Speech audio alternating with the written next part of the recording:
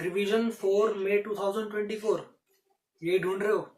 चलो शुरू करते हैं। कि मेरे 20-20 नंबर के क्वेश्चन गलत हुए हैं, 20-20 नंबर की इंटरनल रिकंस्ट्रक्शन की बैलेंस शीट मैच नहीं, उस टाइम पे मैंने उसे कैसे डील करा। कुछ सब्जेक्ट तुम्हारे बहुत ज़्यादा स्ट्रांग होंगे, कुछ एवरेज होंगे, बट वीक कोई नहीं होगा। समझे बात को? मेरे को तुम्हें एवरेज या एवरेज से ऊपर रखना है, तुम्हें वीक की कैटेगरी में नहीं लेके आना, और यही मेरी स्ट्रेटजी थी, तुम्हें भी यही रखनी है। So hello friends, welcome back to my channel. This is Sahil Mawar और आज हम बताने वाले हैं तुम्हें रिवीजन स्ट्रेटजी फॉर मई 2024 सीए इंटरमीडिएट। सो भाई वीडियो को लास्ट तक देखना। और जैसा कि तुम्हें पता ही होगा कि I am a CA finalist, और मैंने यही स्ट्रेटजी अपने रिवीजन के टाइम पे अप्लाई करी थी, और अब तो मैं ये गारंटी कह ही सकता हूँ कि अगर तुम ये स्ट्रेटजी अप्लाई करोगे तो तुम्हें बहुत ही अच्छा रिस्पॉन्स मिलेगा, क्योंकि मेरे को भी मिला, जैसा कि तुम्हें पता है। क्योंकि मैं कोई ऐसी अलग से कोई स्ट्रेटजी नहीं बताने वाला कि हाँ जो मैंने फॉलो ना करी हो। जो मैंने फॉलो करी मैं तुम्हें वही बताऊंगा, और मैंने जो फॉलो करी उसका रिस्पॉन्स मेरे को भी मिला। आई होप सो कि तुम्हें भी मिलेगा। तो चलिए without wasting any time start करते हैं वीडियो को। सो वीडियो स्टार्ट करने से पहले यार तुम्हें लग रहा होगा कि कुछ ज़्यादा ही प्रोफेशनल टाइप का बंदा नहीं बैठा सामने, तो एक काम करता हूँ, अपने नॉर्मल लुक में आ जाता हूँ, फिर कंफर्टेबली बात करते हैं आपस में। हाँ जी, तो मैं आ गया बिल्कुल कंफर्टेबल पोजीशन पे, और अब तुमसे 1 to 1 प्रॉपरली डिस्कस करेंगे कि रिवीजन स्ट्रेटजी कैसी होनी चाहिए तुम्हारी मई 2024 के लिए। सो सबसे पहले आज तारीख है 18 फरवरी, जिस दिन मैं रिकॉर्ड कर रहा हूँ, और आई होप सो मैं 19 तक इसे डाल दूँ। सो तुम 20 फरवरी से अपनी प्रिपरेशन स्टार्ट कर सकते हो, अपनी रिवीजन स्टार्ट कर सकते हो, और आई होप सो तुमने पहले स्टार्ट कर दी हो अगर जिनकी क्लासेस खत्म हो गई हो। सो भाई मैं ये अज्यूम कर रहा हूँ कि तुमने अपनी सारी क्लासेस निपटा ली हैं, ग्रुप 1 ग्रुप 2 दोनों, और अब तुम्हारे पास मई में तुम्हारा फर्स्ट उसमें ही पेपर है, बिल्कुल फर्स्ट वीक में ही। सो तुम्हारे पास फरवरी के बचते हैं 10 दिन, आई होप सो 9-10 दिन, मार्च के पूरे तुम्हारी 31 दिन, और अप्रैल के तुम्हारे 30 दिन। तो कुल मिला के टोटल तुम्हारे पास 70 दिन बचते हैं। तो उन 70 दिन की एक प्रॉपर स्ट्रेटजी जो मैंने अपने टाइम पे लगाई थी, और अब तुम लगा सकते हो उसे, जिससे कि तुम्हारा एक बढ़िया रिस्पॉन्स मिले। और भाई इसका कोई प्रूफ देने की ज़रूरत नहीं है कि ये कोई यूं ही बनाई गई है स्ट्रेटजी। ये बहुत ही डिटेल्ड स्ट्रेटजी है, और बहुत साइकोलॉजी के हिसाब से सोच समझ के बनाई गई है। सो स्टार्ट करते हैं। पहले ना देखो, रिवीजन स्ट्रेटजी बनाने से पहले हमें ये देखना चाहिए कि कौन से सब्जेक्ट हमारे किस तरीके के हैं। सो सबसे पहले अगर मैं एडवांस अकाउंट की बात करूं, जो अब की बार तुम्हारा हो गया है, पहले प्रॉपर प्रैक्टिकल था जहाँ तक मेरे को याद है, बट अब इसमें क्या है, थोड़ा थ्योरेटिकल का मिक्स दे दिया है, बट प्रैक्टिकल अभी भी है। प्रैक्टिकल में मैंने प्लस प्लस लगा रखा है, बट थ्योरेटिकल में एक सिंगल प्लस है। थ्योरेटिकल कैसे? क्योंकि एएस की मात्रा जो है बढ़ा दी है, मतलब एएस थोड़े नंबर में ज़्यादा हो गए हैं। ऐसे जब अगला बारी आती है, मतलब अगले सब्जेक्ट की, वो है लॉ। लॉ में तुम्हारा थ्योरी है भर भर के, मतलब प्रैक्टिकल की तो बात ही छोड़ो, कॉन्सेप्चुअल है वो, बट थ्योरेटिकल है। डीटी तुम्हारा प्रॉपर प्रैक्टिकल टाइप का आता है, ठीक है। जीएसटी जो है वो प्रॉपरली थ्योरी टाइप का है। देखो उसमें न्यूमेरिकल है बट थ्योरी ज़्यादा है, उस हिसाब से मैंने बनाया है। कॉस्टिंग टोटली प्रैक्टिकल है। ऑडिट तुम्हारा प्रॉपर थ्योरी है। फाइनेंशियल मैनेजमेंट प्रॉपर तुम्हारा प्रैक्टिकल सब्जेक्ट है, और स्ट्रेटजिक मैनेजमेंट तुम्हारा प्रॉपर थ्योरेटिकल। अब यार तुम ये सोच रहे हो कि क्या बता रहा भाई ये तो मैं पता है। भाई इससे बहुत बड़ा इम्पैक्ट पड़ेगा, अभी तुम्हें आगे बताऊंगा। अब देखो, तुम्हारी जो रिवीजन स्ट्रेटजी है, मैंने उन्हें 4 फेज में डिवाइड करा है, यानी कि 4 हिस्से, जो तुम्हारे अभी 70 दिन रह गए हैं। उन 4 हिस्सों में किस तरीके से तुम्हें प्रिपरेशन करनी है वो प्रॉपर इस पेज पे लिखी हुई है। सो तुम्हारे इन लास्ट के 2-2.5 महीनों को मैंने प्रॉपरली डिवाइड करा है, किस टाइम पे क्या करना है। और देखो ऐसा नहीं है कि इसमें ये बताऊंगा कि हाँ बुक खोलो तुम्हें पढ़ना है, ये करना है, वो सब करने, वो तुम्हें सब पता है भाई। तुम्हें कहाँ से क्या पढ़ना, तुमने नोट्स बनाए हैं, तुम्हारे पास मॉड्यूल है, सब चीज़ें हैं। और रिवीजन भी तुम्हें ही करनी है ना, मैं करने वाला वो चीज़। बट एक प्रॉपर प्लान जो मैंने भी एग्जीक्यूट करा और मेरे को रिजल्ट मिला, तुम भी एग्जीक्यूट करोगे तुम्हें रिजल्ट मिलेगा। और एक चीज़ मैं पहले डिस्क्लेमर दे दूं, मैं ये नहीं कह रहा कि तुम डिक्टो 100% कॉपी पेस्ट मेरी ये ही स्ट्रेटजी अपने उसमें लगाओ। देखो हर किसी का क्रिएटिव माइंड चलता है, हो सकता है तुम इसमें कुछ ऐड करके या कुछ रिमूव करके एक अच्छी स्ट्रेटजी बना सकते हो। तो मैं ये कहूँगा कि तुम इस स्ट्रेटजी का एक ब्लेंड लो, और देखो तुम कॉपी भी करोगे कोई दिक्कत नहीं है, मैं पास हुआ तुम भी पास हो जाओगे, बट ये 100% गारंटेड नहीं है। तुम अपने तरह से, अपने स्टाइल की तरह से इसको ब्लेंड करो, इसको अपने तरीके से बनाओ और एग्जीक्यूट कर दो। मेन बात है जो इंपॉर्टेंट है वो है एग्जीक्यूशन। स्ट्रेटजी बतेरे लोग बनाते हैं, बना बना के दे भी देते हैं, बट मेन क्या है, एग्जीक्यूट होनी चाहिए, वो एग्जीक्यूटेबल भी होनी चाहिए। ऐसा नहीं कि कुछ भी बना दी और वो एग्जीक्यूट ही नहीं हो पा रही। सो अपनी कथा को यहीं पर रोकते हुए मेन ट्रैक पे आ जाते हैं, फेज नंबर 1। तो जो फेज नंबर 1 है इसे मैंने नाम दिया है recall time yes maintain average. यानी कि कुछ सब्जेक्ट ऐसे होते हैं जो हमारे बहुत हाई फाई होते हैं, कुछ ऐसे होते हैं जिनमें हम एवरेज से भी नीचे होते हैं। तो एक एवरेज मेंटेन करने की जो हाई फाई है वो भी बना रहे और जो नीचे है उसे भी थोड़ा ऊपर उठा के लाए। रिकॉल टाइम का मतलब एक तरीके से जो हम पहले भूल चुके हैं वो एक दिमाग में दोबारा से वापस आ जाए। तो ये फर्स्ट फेज में हम ये करने वाले हैं। सो तुम्हारे जो शुरू के 10 दिन है, शुरू के 10 दिन में तुम्हें एक वीक प्रैक्टिकल सब्जेक्ट उठाना है। और मेरे हिसाब से उस वीक प्रैक्टिकल सब्जेक्ट में मोस्टली बच्चों का कॉस्टिंग आ सकता है और कुछ बच्चों का अकाउंट्स आ सकता है। और इसके साथ तुम्हें लेके आना है स्ट्रेटेजिक मैनेजमेंट। अब इसका रीज़न क्या है देखो, सबसे पहले एक वीक प्रैक्टिकल सब्जेक्ट तुम लेकर आओगे कॉस्टिंग या अकाउंट्स में से, उस पर तुम्हें प्रॉपरली फोकस रखना है।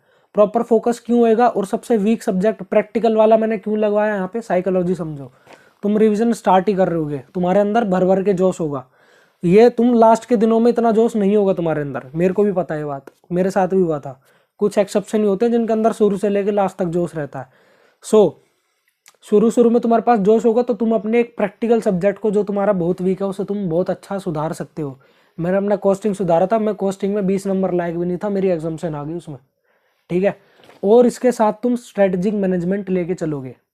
स्ट्रेटेजिक मैनेजमेंट मैं क्यों रखवा रहा हूँ, क्योंकि तुमने बिल्कुल लेटेस्ट में ही उसकी क्लास खत्म करी होगी जहाँ तक मेरे को पता है। ग्रुप 2 में सबसे लास्ट सब्जेक्ट स्ट्रेटेजिक मैनेजमेंट, ठीक है। तो उसकी बिल्कुल लेटेस्ट में खत्म करोगे तो तुम्हें उसे रिवाइज करने में, रिकॉल करने में ज़्यादा मेहनत नहीं करनी पड़ेगी। ये ऐसा नहीं होगा कि तुम भूल गए। तो स्ट्रेटेजिक मैनेजमेंट में टाइम तुम्हारा कम लगेगा और वो टाइम तुम दे पाओगे अपने वीक प्रैक्टिकल सब्जेक्ट के अंदर। और इसके बाद तुम्हें लास्ट में एक मॉक टेस्ट या एक टेस्ट जरूर देना है साथ के साथ में, इन्हीं 10 दिन के अंदर। इसके बाद आते हैं नेक्स्ट 10 डेज। अब ये नेक्स्ट 10 डेज में प्रॉपर 10 डेज नहीं कह रहा, ये 7 से 10 दिन भी हो सकता है, 10-11 दिन भी हो सकता है, वो तुम्हारी मर्जी है। इसके बाद आता है नेक्स्ट 10 डेज। उसमें क्या है कि हमें एक अगला प्रैक्टिकल सब्जेक्ट उठाना है जो कि तुम्हारा, अगर तुमने ऊपर कॉस्टिंग ले लिया तो नीचे अकाउंट्स आ जाएगा। और इसके साथ तुम्हें क्या लगाना है, GST, ठीक है। अब ये मैं वो बना के चल रहा हूँ कि हाँ एक प्रैक्टिकल एक थ्योरी, तो इससे तुम्हारा बढ़िया मेंटेन हो जाएगा। अब अकाउंट्स मोस्टली बच्चों का अच्छा खासा रहता है तो इसमें ज़्यादा जोर देने की ज़रूरत नहीं है, बस तुम अपना सॉल्व करोगे और GST में तुम अपना रिवाइज करोगे। और इसके साथ मैंने एक और चीज़ लिख रखी है। देखो, बच्चों के 2 सब्जेक्ट ऐसे होते हैं जो थोड़े वीक होते हैं, एक DT हो गया डायरेक्ट टैक्स और एक ऑडिट हो गया। अगर तुम्हारा डायरेक्ट टैक्स इतना वीक नहीं है और तुम्हें वो अच्छे से आता है, मतलब थोड़ा दिमाग में रिटेन्ड है वो, बट ऑडिट में तुम्हारी गड़बड़ है, तो मैं ये कहूँगा कि ये जो नेक्स्ट 10 डेज है जिसमें तुम अकाउंट्स यानी कि एक प्रैक्टिकल सब्जेक्ट प्लस GST चला रहे हो, इसमें अपना ऑडिट को थोड़ा 1-1 घंटे रिवाइज करते रहो, ठीक है। और वो रिवाइज करना है तुम्हें प्रॉपर मॉड्यूल से पढ़ना है और लिख लिख के देखना है 1 घंटे डेली, प्लीज़ मेरी मान लो यार। अब ये मैंने बता दिया। इसके बाद आता है अगला 10 दिन। अब अभी तक हमने क्या क्या निपटा लिया, अभी तक हमने कॉस्टिंग निपटा लिया, स्ट्रेटेजिक मैनेजमेंट, अकाउंट्स, GST और ऑडिट का थोड़ा वो ले लिया एक्सपोजर। अगर तुम्हारा ऑडिट अच्छा है तो तुमने DT का एक्सपोजर ले लिया है। अब अगले 10 दिन, ठीक है।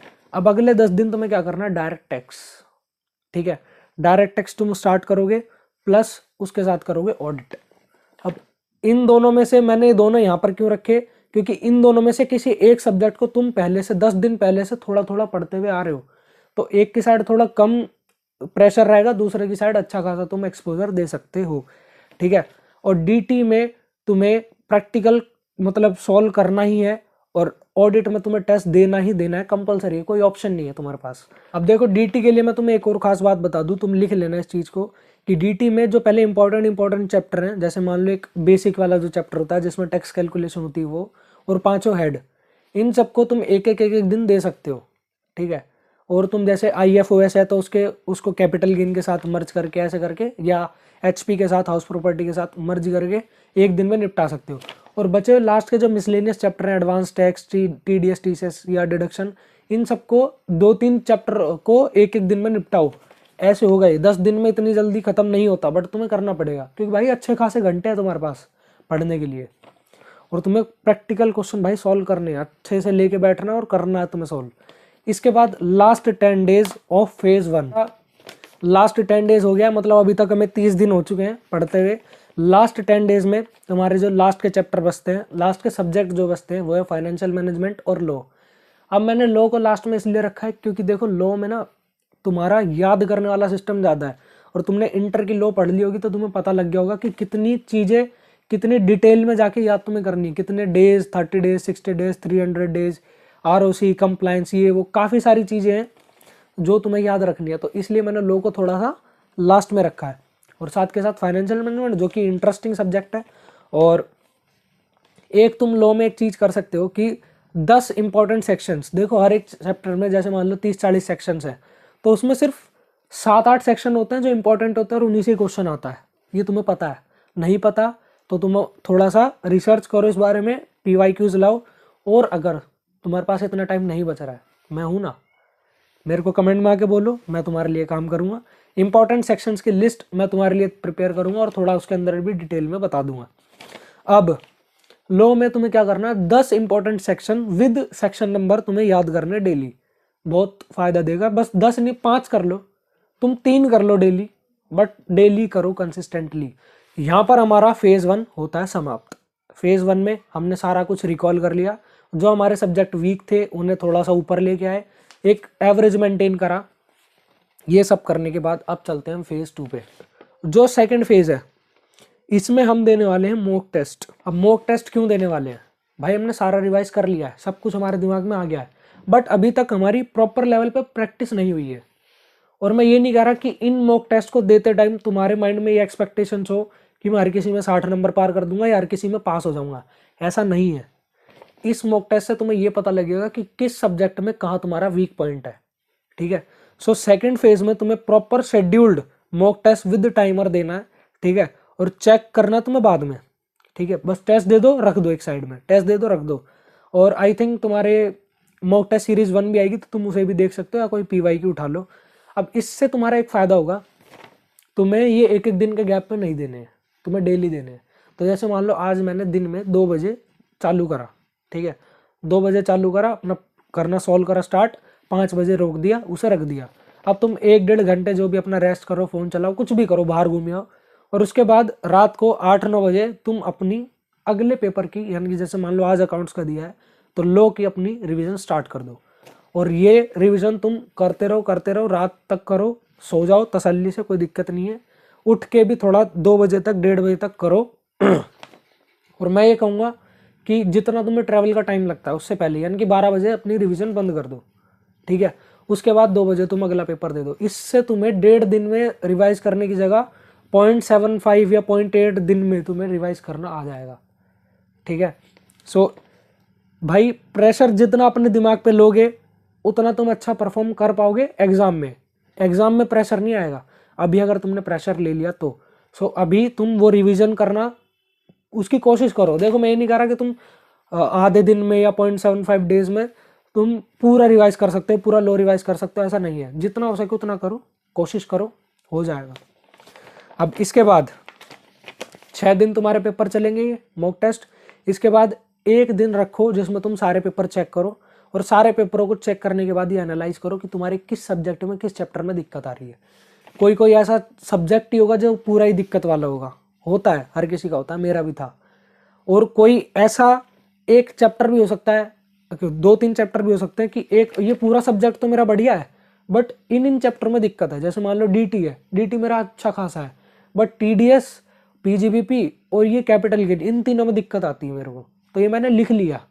अब मेरा क्या है कि जो चैप्टर्स मेरे अच्छे हैं ऑलरेडी, उन पे बेफालतू में टाइम वेस्ट मैं नहीं करूँगा, थोड़ी थोड़ी रिवीजन करता रहूँगा, बट ज़्यादा उन पे ध्यान नहीं दूंगा मैं, ठीक है। अब आती है थर्ड फेज की। First phase recall time, second phase तुम्हारा mock test practice time, third phase आ गया हमारा। थर्ड फेज में मेकिंग योर वीक स्ट्रोंगर, यानी कि जो तुम्हारा वीक पॉइंट है उसे स्ट्रांग बनाना है। अब जो भी तुमने एनालाइज करके लिखा था, अब तुम्हें वो बिल्कुल अच्छे से प्रिपेयर करने हैं। 10 दिन है तुम्हारे पास और सारे सब्जेक्ट हैं। डेली 1-1.5 दिन में तुम एक सब्जेक्ट प्रिपेयर कर सकते हो। तो भाई ये तुम्हें इतने अच्छे से करना है। ये वाला जो थर्ड फेज है ना, ये सबसे इंपॉर्टेंट है, क्योंकि इसमें तुम वीक को इतना स्ट्रांग कर दोगे कि उसमें तुम्हें दिक्कत आनी ही नहीं है, उस चैप्टर में तुम्हें दिक्कत ही नहीं आएगी। तुम्हें इतना डिटेल पढ़ना है और साथ के साथ थोड़ा थोड़ा जो तुम्हारा स्ट्रॉन्ग है उसको भी थोड़ा थोड़ा रिवाइज करते रहना है 10 दिन में। अब इन 10 दिनों के बाद, थर्ड फेज के 10 दिनों के बाद तुम्हारी पोजीशन पता क्या होगी? कुछ सब्जेक्ट तुम्हारे बहुत ही ज़्यादा स्ट्रांग होंगे, कुछ एवरेज होंगे, बट वीक कोई नहीं होगा। समझे बात को?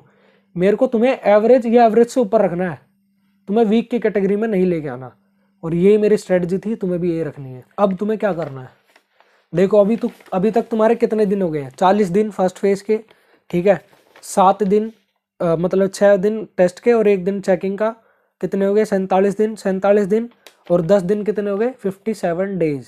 अभी भी तुम्हारे पास 13 दिन है। 13 दिन में क्या कर सकते हो तुम? अगले 6 दिन 7 दिन और टेस्ट दे सकते हो। देखो तुम जितना टेस्ट दोगे ना, बोर मत होना इस चीज़ से, टेस्ट बहुत काम आने वाले हैं।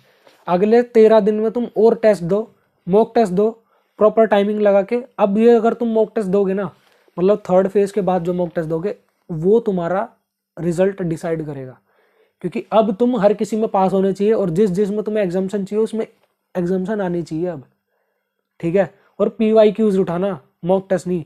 मॉक टेस्ट में थोड़ा लेवल नीचे रखते हैं कभी कभार, और कभी कभार ज़्यादा दे देते हैं। PYQs में वही है, जो लेवल आ रहा है वही मेंटेन होगा।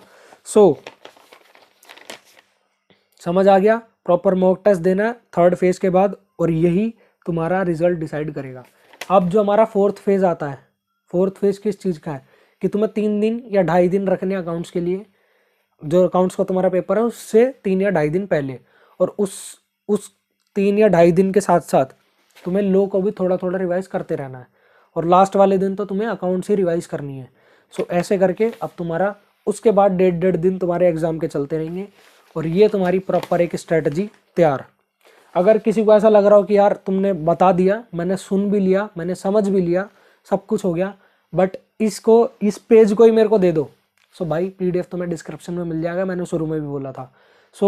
अब अगर तुम इस पेज को PDF में देखोगे तो तुम्हें काफ़ी अच्छे से समझ आ जाएगा कि हाँ क्या चीज़ कैसे कैसे होनी है। मैंने प्रॉपर डिवाइड करके अच्छी राइटिंग में लिख के तुम्हारे लिए तैयार कर दी है। और भाई रिवीजन बहुत बढ़िया तरीके से करना, क्योंकि यही सबसे ज़्यादा मैटर करता है।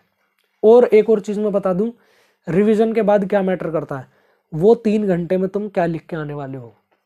रिवीजन तुम 3 घंटे रगड़ के करो, 5 महीने, 3 घंटे कह रहा हूँ, रिवीजन तुम 3 महीने रगड़ के करो, 5 महीने तुम क्लास रगड़ के लो, बट 3 घंटे में अगर तुमने दिक्कत कर दी उन एग्ज़ाम के 3 घंटों में, तो रिजल्ट बिगड़ जाएगा। तो इसीलिए रिवीजन भी अच्छे से करो, और वो 3 घंटे भाई ढंग से देने।